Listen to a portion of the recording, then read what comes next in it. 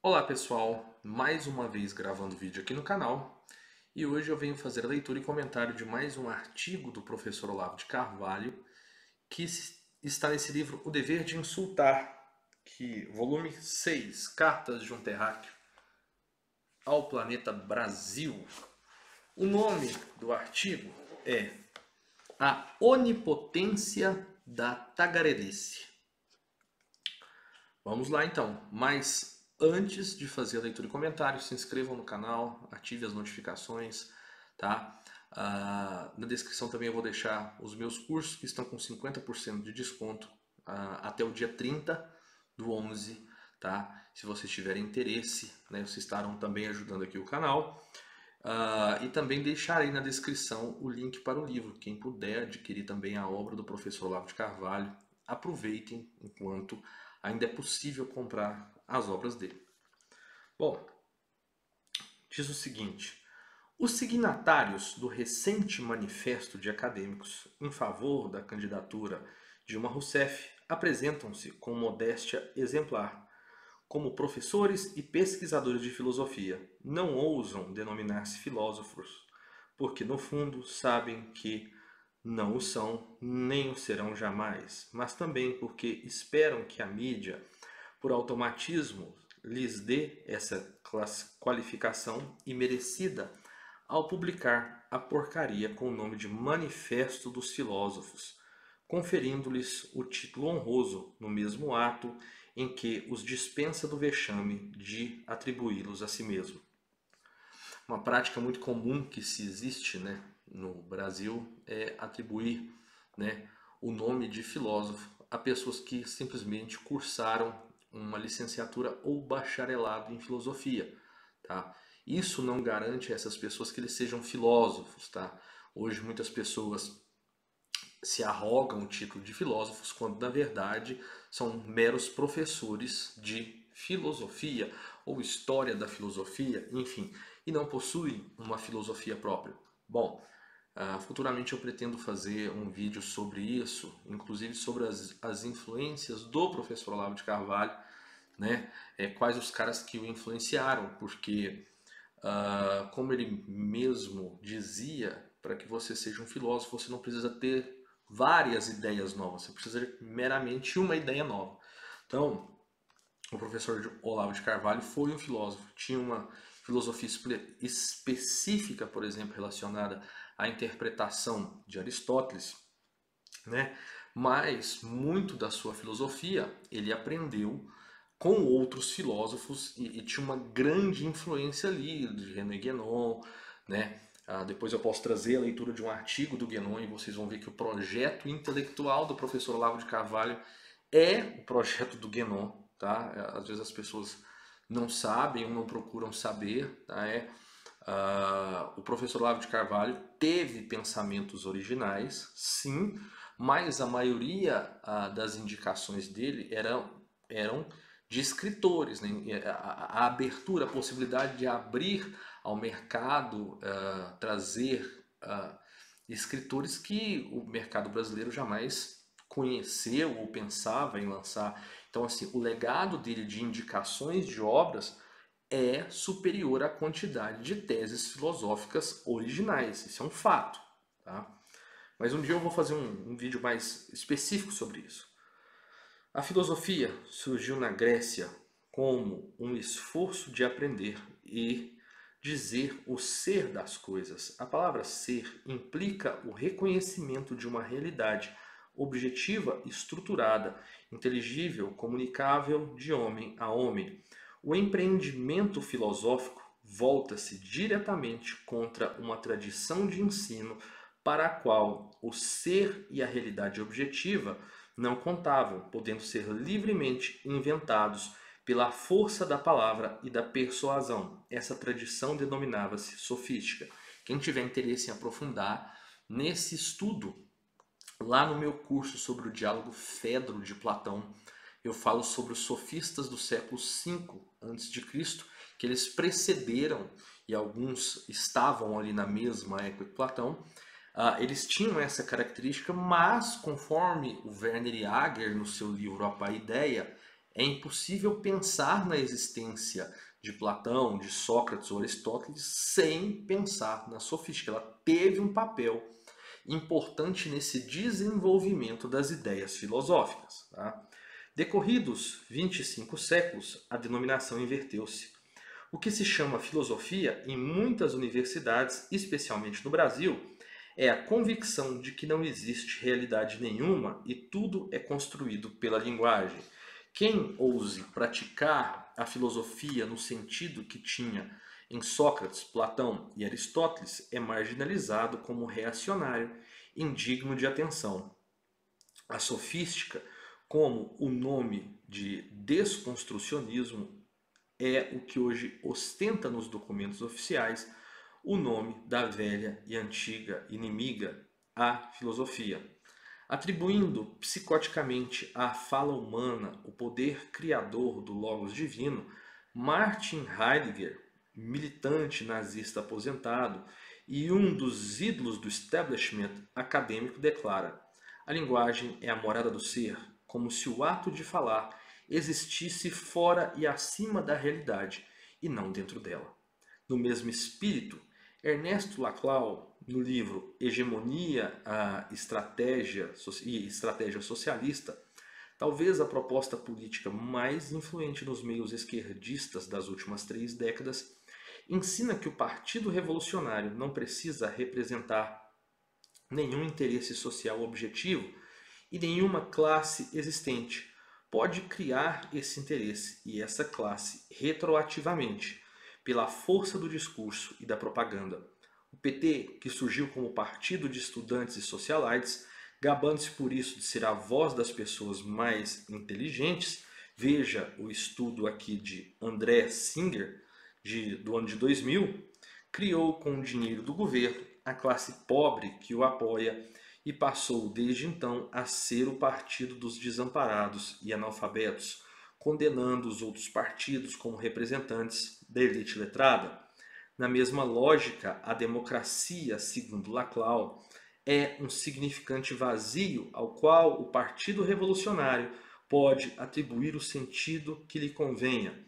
O PT designa com esse nome a aliança entre o governo e as massas alimentadas com o dinheiro dos impostos, aliança montada em cima da destruição de todos os poderes intermediários, a começar pela mídia. Que essa aliança e essa destruição, historicamente, tenham sido estratégia essencial de todos os tirânicos do mundo, dos regimes tirânicos do mundo, é um detalhe irrisório ou significante vazio, admite todos os conteúdos, com a vantagem adicional de que o eleitorado, ao ouvir a palavra democracia nas bocas dos próximos petistas, imagina que se trata de democracia no sentido tradicional do termo, porque não leu Ernesto Laclau e não sabe que eles a usam como palavra código de 2 caras, com um significado esotérico para os iniciados e outro exotérico para enganar trouxas. Houve um artigo aqui que eu não me lembro, peguem a playlist do professor Olavo, em que ele fala sobre essa questão do discurso interno do PT e do discurso externo. Outra questão muito interessante é essa questão dessas expressões vazias de sentido, né? Me lembro muito bem de quando eu estava cursando a faculdade de Direito, que eu tinha um professor que amava falar em Estado Democrático de Direito, e eu percebia que ali ele usava isso mais no sentido metaforicamente, porque já naquela época essa expressão não fazia muito sentido. Então é muito comum nós vermos as pessoas da esquerda, né, dizerem sobre democracia radical, etc. São todas expressões gramscianas, que têm um significado específico dentro da realidade da doutrina esquerdista de Gramsci. Quando ele fala, por exemplo, em liberdade individual, ele não está falando de liberdade, ele fala da liberdade no sentido que você tem liberdade desde que você concorde com a maioria. Tem um general, que agora me falha a memória, que ele faz uma interpretação, ele traz todos os textos do Gramsci, mostrando essa interpretação conforme os cânones da própria esquerda, do próprio gramscismo.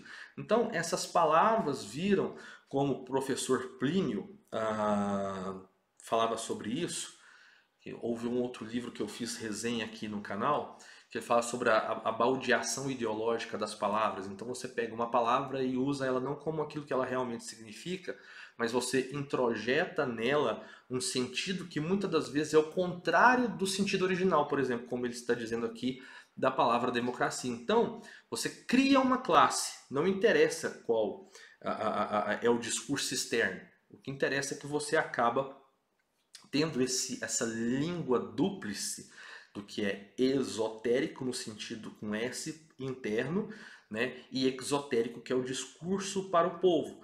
Então, todas essas palavras, na verdade, eles vão dar sentido de acordo com a situação que eles estão usando, tá?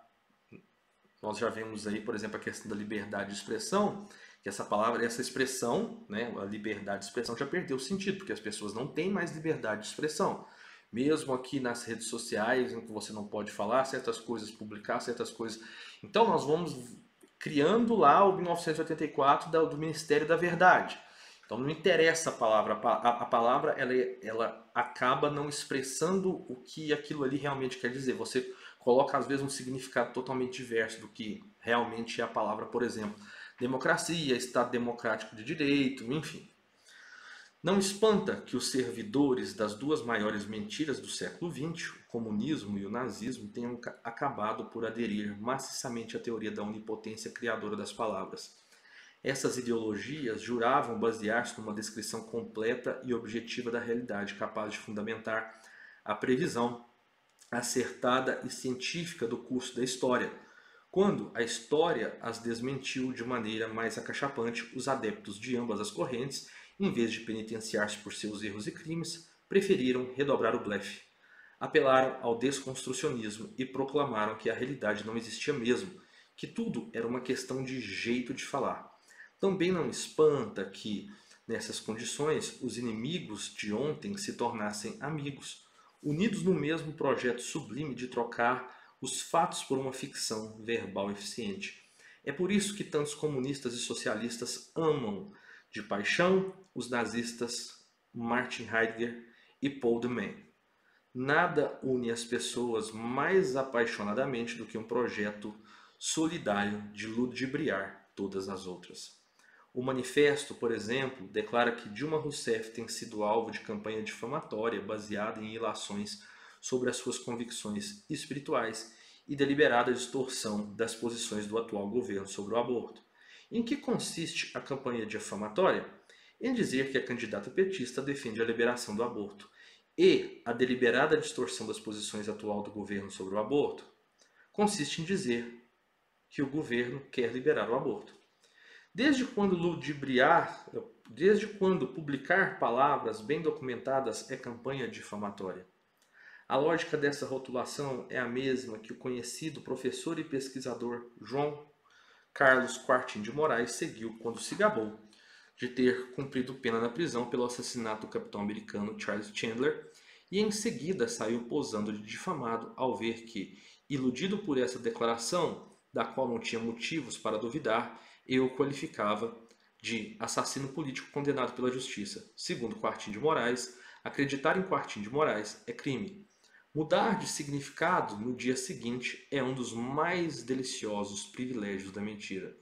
Do mesmo modo, quem assista o vídeo, aí ele põe o link do YouTube e ali veja e ouça Dilma Rousseff expressando seu apoio irrestrito à liberação do aborto, se tornará automaticamente um difamador se acreditar que ela disse o que disse. No mesmo espírito do manifesto, a Secretária Nacional dos Direitos Humanos jura, abre aspas, o PNDH 3 não trata da legalização do aborto. Sua redação sobre o tema é considerar o aborto como tema de saúde pública, com garantia de acesso aos serviços de saúde.